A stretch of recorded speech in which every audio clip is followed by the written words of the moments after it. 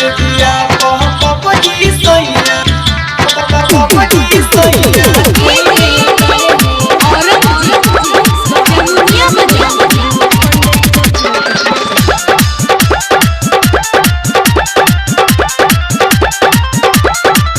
चढ़ल बा जवानी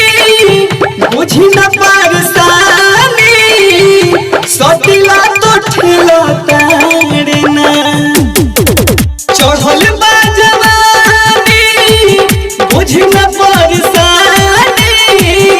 सतिला तो ठेला तारे ना ये सखी हो से जिया पपजी सैया खेला तारे हुना ये सखी हो से जिया पपजी सैया खेला तारे हुना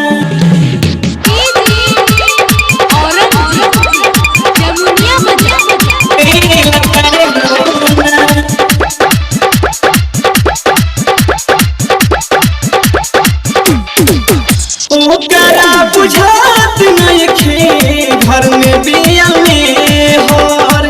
पपजी के नासा से हो गईनी है हो गईनी है ये सखी सुन तारू ओकरा बुझात नइखे घर में बिया में हर पपजी के नासा से हो गईनी है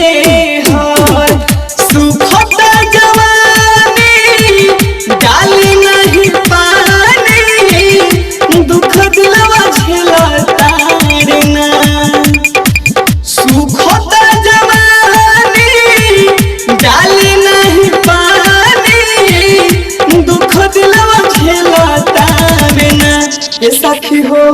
से जिया पपजी सैया खेला तारे हुना ये सखी हो से जिया पपजी सैया खेला तारे हुना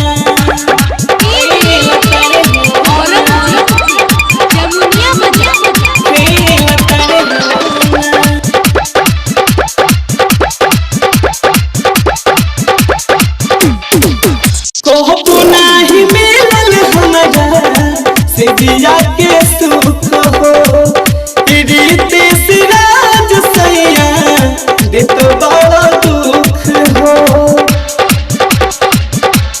कहबो नाही मिलल हमरा से जिया के सुख हो यादो टुन सैया दे तो बड़ा दुख हो कैसे हम रही तहरा से कही दिल नहीं लगता ना कैसे हम रही तहरा से कही दिल नहीं लगता ना ये सखी हो से जिया पहसैया पपजी खेला तारे हुना ये सखी हो से जिया पपजी सैया खेला तारे हुना पपजी में न साइल रहता recording by Omkar studio Jagatdal Kolkata.